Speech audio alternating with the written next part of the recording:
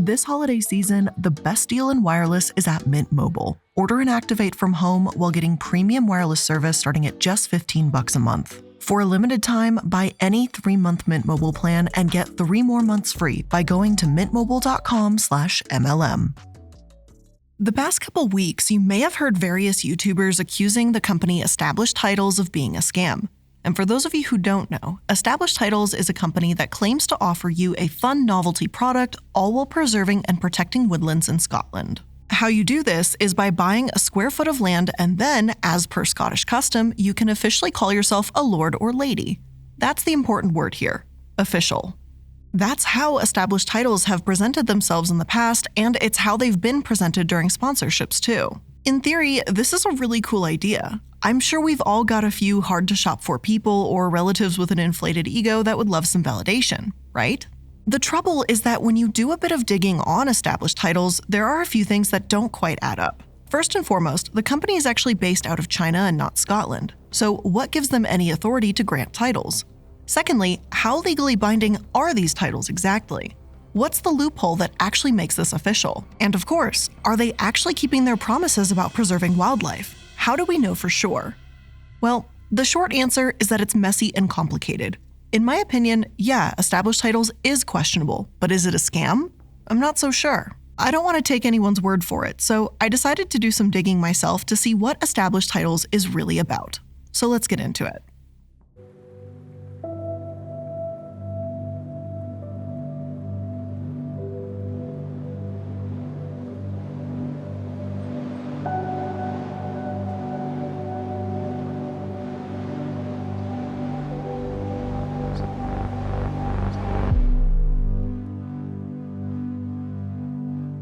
Hello and welcome to Multi-Level Mondays. I'm the iilluminaughtii, and today we're going to be talking about Established Titles. Now, full disclosure here, I have never been sponsored by Established Titles, but they did reach out to me about a year ago. When I asked the ad agency that reached out to me if I were ever to visit Scotland, if I'd be able to physically go see the land that I purchased, I was just kind of not really given an answer, so I wasn't satisfied and I declined the sponsorship. That's the full extent of my experience with them, but I'd rather disclose any contact with them whatsoever up front. With that being said, I'm going to try and get rid of any form of bias going into this, regardless of what I've heard lately. So let's get into the biggest accusation that Established Titles is currently facing: the land ownership. To validate or disprove their claims, let's take a look at the Scottish tradition of landowners and titles. What's important to recognize is that these claims are not new. Many of us may be hearing about this for the first time because of Established Titles, but there are plenty of other companies like them out there.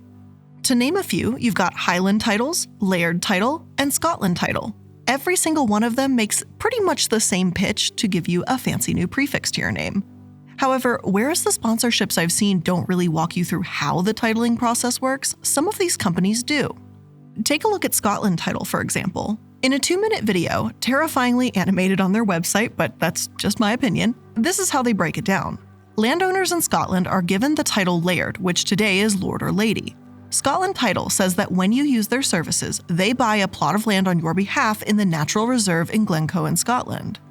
In return, you become the lord or lady of that little parcel of land.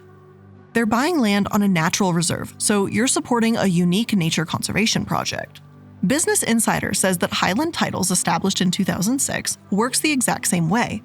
Yet their article makes the careful distinction that you are not buying a title. They claim you're buying the right to use the title of Laird, Lord, or Lady of Glencoe because Highland Titles has trademarked it. It's a bit more complicated than just, you're a landowner, so you're a lord now. But, that's the basics. I guess the closest thing I could relate this to is being a tenant. You might tell someone, this is my apartment when you bring them over, but it isn't really yours. You've just been given the right to say this is mine because you gave the actual owner the money to do so. And this is not leasing, so by no means is this a perfect example, but I hope that maybe kind of makes a little bit of sense. But is this a legitimate form of ownership? I want to try to answer my own question here. If I try to go to Scotland and visit this land, would I be able to? A Scottish law firm named Miller Samuel Hill Brown wrote an article about this back in 2015, and unfortunately, it doesn't actually get less complicated from here. They explained that the buyers of these tiny plots, known as souvenir plots, aren't necessarily registered owners of Scottish land. At least, not in the way they think. Here's the quote. Scots land law itself, Section 42B of the Land Registration Scotland Act 1979, stated that an application for registration must be rejected by the keeper where it relates to land which is a souvenir plot, that is, a piece of land which, being of inconsiderable size or no practical utility, is unlikely to be wanted in isolation except for the sake of mere ownership or for sentimental reasons or commemorative purposes. As the law firm interprets, even if you have all the deeds in place, a plot this tiny will have no real benefit to you. It may offer commemorative purposes or sentimental value, but that's it. You're not considered a registered landowner. Even when the act was updated and replaced in 2012, this prohibition on the registration of souvenir plots remained. But are there other ways you can interpret this law? What is this custom or loophole in Scottish law that we've heard so much about? Their article addresses this too and claims that Highland titles and these preservations seem to believe that owning a small plot isn't a barrier to personal right of ownership. No, you would have no real right of ownership that could be registered at the Land Registration of Scotland, but you would have a personal right of ownership. Therefore, saying you own a plot of land, if we really get down to the nitty-gritty of it, isn't a downright lie. But is this language misleading? Well, the Advertising Standards Authority sure seems to think so. They actually went after Highland titles all the way back in 2014, calling into question the way that they'd market their products. HT was so focused on saying you can call yourself a lord or lady that they didn't properly disclose what this ownership really entails. Miller Samuel Hill Brown explains that for those who just want a fancy certificate or memento, this gift isn't necessarily a bad one. And those that are quick to criticize souvenir plot sellers should recognize customers probably don't take it too seriously. However, it's when the advertising starts speaking about official titles and when the intention is some real right of ownership that things get murky. But what about established titles? Have they disclosed any of this?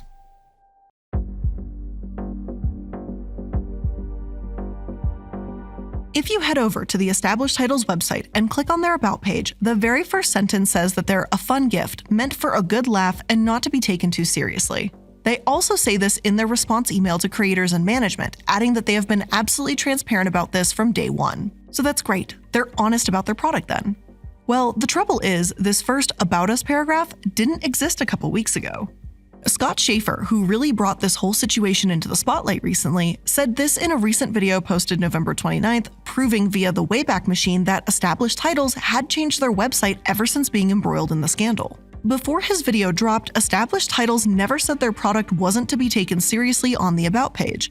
And in my opinion, they heavily implied that it was meant to be taken seriously, claiming that you could visit your plot anytime and writing that most jurisdictions will allow you to update your title in their FAQ section. While the whole business model does seem a bit shady, this is where I personally have a massive issue with Established Titles: the lack of transparency and accountability in the whole ownership process. Though a lot of YouTubers have now deleted their sponsorship segments, Scott Schaefer, an internet anarchist, and I'm sure others that have criticized Established Titles too, have compiled some of these segments into their videos. In just about every single ad, one of the main selling points is that you can become an official lord or lady.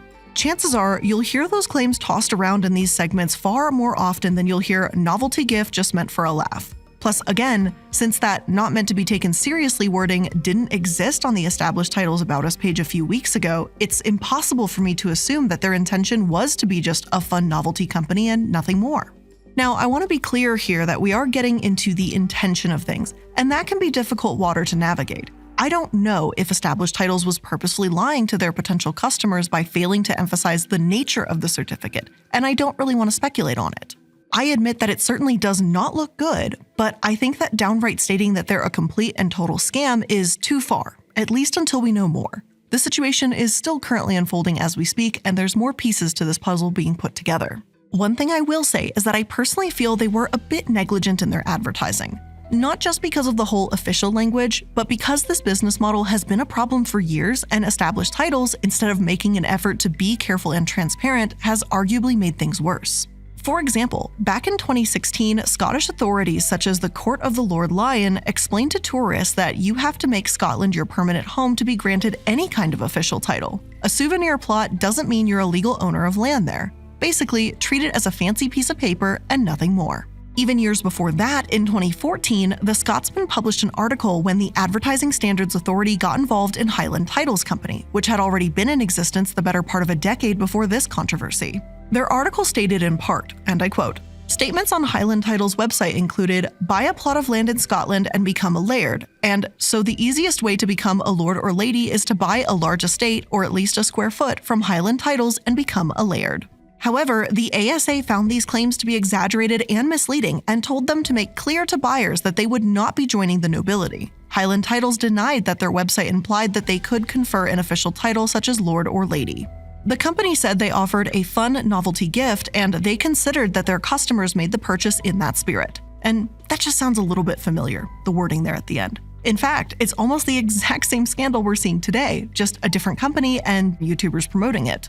But then, why is the one with established titles getting so much more attention? Like, Highland Titles actually had some form of action against them. Shouldn't we care about that more? In my opinion, it's because of the YouTube sponsors. So many large content creators have been sponsored by them, so it makes a unique and fairly large audience keenly aware of them. Even so, and to my knowledge, no one talking about this is an expert in advertising. Everyone I've seen tackling this issue is, well, like me, a YouTuber. Not to say that there's anything wrong with that, because there isn't. I know many of us that especially do video essay content like what I do spend hours, days, weeks preparing content. So I know we work our absolute butts off to research and prepare content. The ASA is an authority on advertising, and that's what I'm kind of trying to get at. It's literally in their name.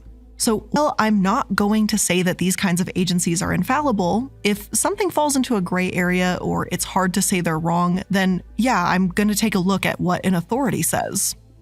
What they said about Highland Titles was that language was misleading. YouTubers can defend or defame established titles up and down and sideways, but at the end of the day, it comes down to this.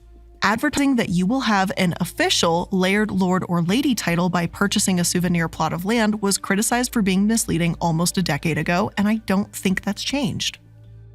So we've established that the whole official land ownership claim is at best really questionable and allegedly built on a very loose interpretation of a Scottish Land Act. So that's not a super great look. However, while this is definitely the most important piece to the claim that established titles is a scam, it's by no means the only one. There are two left to tackle: their promise to preserve nature and who established titles is in the first place.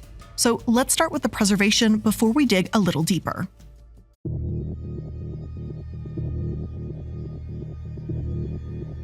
In Scott's video, he says that established titles does not actually plant trees when you buy their products. Instead, they donate the money to One Tree Planted and Trees for the Future, but he adds that they haven't provided any evidence of doing this.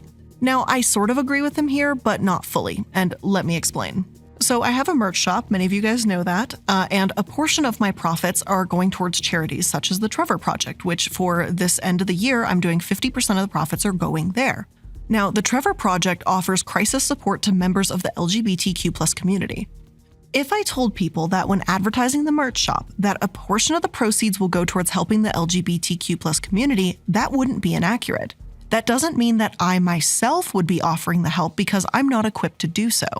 I don't have the hotlines, the resources, the staff, the outreach programs, or the expertise, but I'm funding someone that does. And frankly, I don't see an issue with that. Established Titles, as far as I can tell, is also doing that. In the ads that are still up, which are few and far between right now, creators say that when you buy one of their titles, they'll plant a tree somewhere in the world.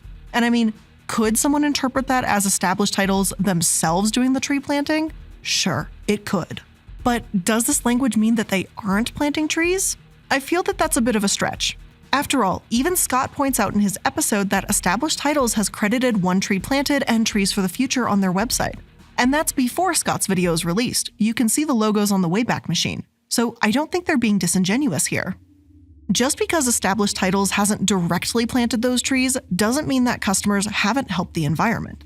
Therefore, when Scott is saying you're only lining the pockets of these scammers when you purchase from Established Titles, I can't fully agree. After all, there is proof out there that money is going to those organizations, and it doesn't take much digging to find it. On the Trees for the Future website, for example, Established Titles is listed as one of their sponsors, and they're presented as having planted over 2 million trees on the trees.org page. And yes, this information was readily available months ago, as I found the same page on the Trees for the Future site in June of this year using the Wayback Machine. Admittedly, no, I haven't seen the same finances released with the One Tree Planted group, but saying that they don't plant trees at all clearly is not the case. Another point of contention I have with Scott's claim is when he says because established titles already exist on a nature reservation, that you're not actually helping nature when you support them. The land is already preserved, he insists. And to me, that's kind of the same thing as saying you shouldn't donate to an animal rescue because animals are already being rescued. Like, yes, the land may be preserved, but more activism can still be done there. Nonprofit and charity conservations aren't uncommon, and many ask for donations in order to protect and promote the wildlife in these areas. The Fauna Foundation, for example, says that they have a land management program that strives to increase local bird populations. And sure, the land and the birds already exist, but that doesn't mean donating to already preserved land isn't helpful, and I feel that implication could actually be quite harmful. And the same goes for national parks. Donations help sustain them, their programs, and other forms of historic preservation. Again, this is a pretty common practice. Why wouldn't you donate to a preservation that's doing a good job of keeping wildlife safe and thriving? Now, again, does this mean established titles is actually doing this? I have no idea. I would be far, far more inclined to agree with Scott if he said that established titles isn't transparent about what they're doing to preserve the land that they currently own. That, I think, is a reasonable argument. When you go to their website, they list where this land is located. They say that it's beautiful, talk about the ducks in the ponds nearby, and the idyllic forests. But there's little to no information about what they do to preserve these locations.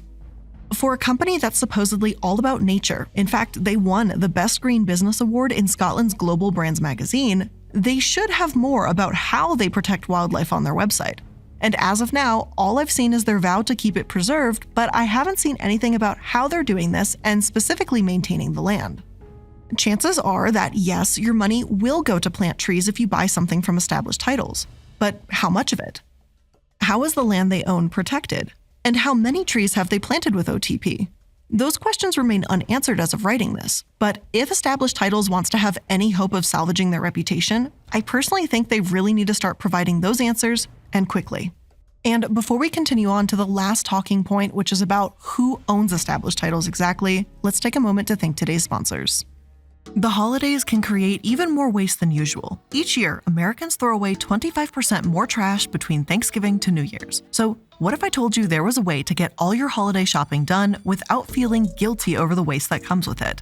Well, meet Blueland. Blueland is one of my favorite sponsors on this channel, and they're on a mission to eliminate single-use plastic. By reinventing cleaning essentials to be better for you and the planet. This holiday season, Blueland is having their best sale of the year so you can save and shop sustainably for your friends, family, and even yourself, which is truthfully what I'm doing. I'm stocking up on my cleaning supplies for the year. I absolutely love their products. The idea is simple. Grab one of their beautiful forever bottles, fill it with warm water, drop in a tablet, and get cleaning. And the refill tablets start at just $2.25, so you don't have to buy a new bottle every time you run out. They have cleaning sprays, hand soap, toilet cleaner, and laundry tablets, and all Blueland products are made with ingredients that you can feel good about. You can try their Clean Essentials Kit, which is how I started using them, which is everything you need to basically get started in their signature scents, such as iris agave, fresh lemon, and eucalyptus mint. And I just need to talk about this because I have to, okay? They totally changed my laundry game for me. Number one, I love the wool ball sets that they have. Those have been just amazing for my dryer and for my clothing, like an absolute game changer for me. And I also love their laundry tablets because they're also unscented and they're gentle. They're gentle, but they still get stains out. Let me be clear. They're gentle on my skin. And that is amazing for any of you that have sensitive skin out there. It has been a game changer. So now is the time to take advantage of the best sale of the year with blueland.com/MLM. You're not going to want to miss this. Go to blueland.com/MLM. Again, blueland.com/MLM. It's the most festive time of the year, as I'm sure many of you are aware, and HelloFresh is obviously here to help make the most out of every moment. So from holiday hosting to dinners during busy weeknights, you can count on HelloFresh to deliver fresh ingredients and seasonal recipes. And if you're looking for variety, then you're in luck. With over 35 different recipes available to choose from every week, there's something to please everyone. You can choose from family-friendly, fit and wholesome, or even veggie. Plus, you can easily customize your meals by swapping proteins or sides, upgrading proteins, or even adding a protein to a veggie meal. And HelloFresh's Festive Eats makes mealtime a snap. You can choose from holiday-inspired dinner recipes, seasonal add-ons, or even a 3-course offering, all designed to make holiday meals extra yummy and easier than ever. Oh, and for those festive eats, I'm looking at my app right now because I'm also kind of stocking up on some of these things because they're amazing, might I add. They right now have, which is in my cart for the record for one of my upcoming boxes, a cheddar fondue and charcuterie board with apples, grapes, spiced pecans, and crostini, which looks delightful in the photo, might I add.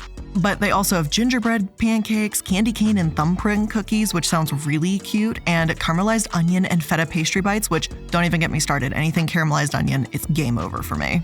So if you're ready to upgrade your holiday eats this season, make sure you go to hellofresh.com/MLM18 and use code MLM18 for 18 free meals plus free shipping. Again, that's hellofresh.com/MLM18 and use code MLM18 for 18 free meals plus free shipping.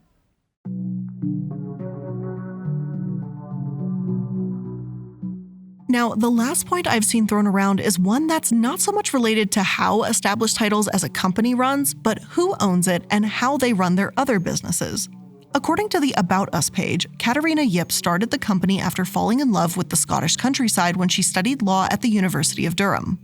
But as Scott discovered, when you look up Katarina, you'll also see that she's a co-founder and president at Fail Ventures, which has started quite a lot of companies, but only a few successful ones. And yeah, businesses come and go, that's not particularly surprising or upsetting to see. However, the ones that are successful aren't necessarily the most reputable. Interestingly enough, if you head over to the Fail Ventures website, you won't see their business listed anywhere like Scott did in his video. Of course, if you just rewind the clock a bit on the Wayback Machine, they're all there.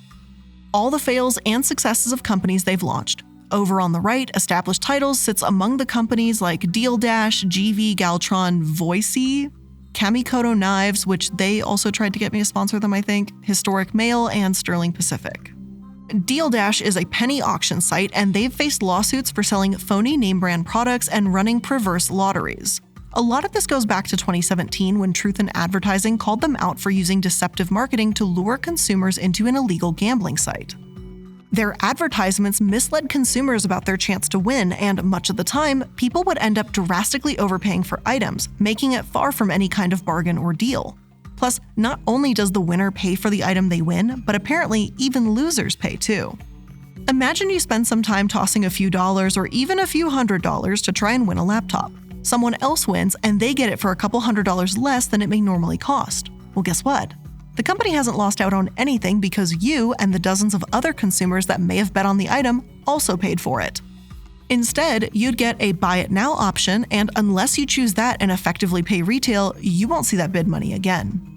And yeah, it feels a bit shady and misleading and not all that different from straight up gambling. And the same parent company that felt comfortable calling this a success also founded established titles. Seeing that would be enough for me to not want to work with the company, and I absolutely understand and agree that this information should be out there. Personally, if I still seriously wanted to buy one of those Scottish titles, I'd probably go to a different company and try to find one that advertises in a more transparent way. As for the other companies, they tend to fall in the same boat. Kamikoto Knives has been accused of using deceptive marketing practices, while they consistently say their knives are Japanese and forged in Japan. But when Prudent Review asked them point blank where their knives were made, it turned out that only one of their sold-out knives had been made in Japan. The rest were apparently made in China. Deceptive marketing seems to be a common thread among at least 3 of these successes, and yeah, I think it's fair to say that this does not reflect well on established titles. But there's one more thing I really want to go over. Katarina Yip's interview response. Let's take a look. Paige Christie, a YouTuber who conducted an interview with Katarina Yip herself, said that it has always been the case that buying from established titles is like buying a novelty product. And this may be true, but it's the misrepresentation of the product and the word official that has people upset, and I think deservedly so. What especially bothered me is that Katarina, while speaking with Paige, agrees with her sentiment about it being a novelty and adds that, quote, "The language really hasn't changed." And I'm just gonna kind of call bullshit here. Yes, the language on your website has changed. We actually saw that using the Wayback Machine. Your company has an entirely new paragraph about how this is not a serious product. When in the reality is up until now, the language used has often centered around the official titles. I can't say I agree at all with the CEO on this one. If your language was clear and honest from the beginning, why alter it? Effectively, Katerina explains the personal right that customers have, the right that we talked about earlier. And this clarification is great, yes, but this was needed so much sooner. Paige says that it's on the actual paperwork you receive should you purchase their product. But here's my issue with Paige's reasoning. It means that after you buy the title, and after you pay the $50, and after you potentially hear about how official your title is going to be in an ad read, you can then look at your document and see who is really bestowing the title on you. And when you look at the fancy print, you'll only see Established Titles the company has the right to give you the Lord or Lady prefix. And by then, it's obviously too little too late because you've already spent the money. I think Paige would have had a stronger point if she could point to websites and advertisements that very clearly state how unofficial the title is. Instead, she keeps putting the title document on screen, which completely misses the point. The idea that the company has been misleading customers online. Now, Paige does pull up her sponsorship read where it even says that they want their creators to use the word officially. She agrees that the word officially should be changed as it adds a sense of significance that shouldn't be there, and under common errors to avoid, Established Titles tells anyone reading their ad to not use the word legally. Paige seems to see this as a win for the company, saying it's good that they warn their creators of this, but personally, it seems more like a red flag. This means that Established Titles knows that it's common that people will interpret this as legally, or that customers are giving this word official an inflated sense of importance, as Paige put it. And yet, they don't think to make this change until now? To some extent, I believe this common error section just shows that Established Titles recognizes their language was being misinterpreted, but they didn't seem to take proper steps to change that for the future.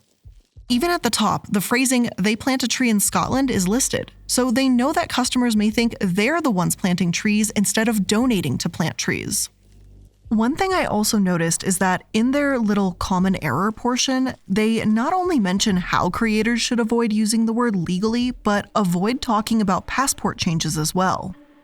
Their code of errors states in black and white that passports in the US don't allow prefixes. And if this is true, then why show a passport with tickets in them using the prefix Lord on their homepage to advertise their product? Again, I think it's just another red flag for me, and it seems to imply that Established Titles themselves, allegedly, knows their advertising isn't telling the full truth here. My question then to Katerina would be, why didn't you start changing the language on your website if you saw that it was causing problems, or that your creators were making these errors? Unfortunately, Katerina doesn't really answer this. Some of her arguments and pages do make sense. Scott implying that starting a business in Hong Kong is shady and feels a bit disingenuous when Katerina is from Hong Kong. We can't prove that she chose it because of supposed lax law, as Scott said. And for the record, I really admire that Paige took the time to talk to Katerina about this issue and try to seek clarification for these points. But what does that leave us with then? At the end of the day, is Established Titles a scam? Well, let's look at the definition. And the definition of a scam is a fraudulent or deceptive act or operation. And right now, I'm not actually sure, especially legally, that I can say they completely and utterly lied. Misled people? Personally, in my opinion and mine alone, that I myself hold independent of the facts provided above, believe that they absolutely did. I don't regret turning down their offer for sponsorship, that's for sure. But with all of that being said, that's where I'm going to end today's episode of Multi-Level Mondays. I hope you learned something new here today. I kind of hate when we don't really have a nice little conclusive wrap up, and today is just one of those days, unfortunately. The situation is ongoing still, and there's more time for more stuff to essentially develop.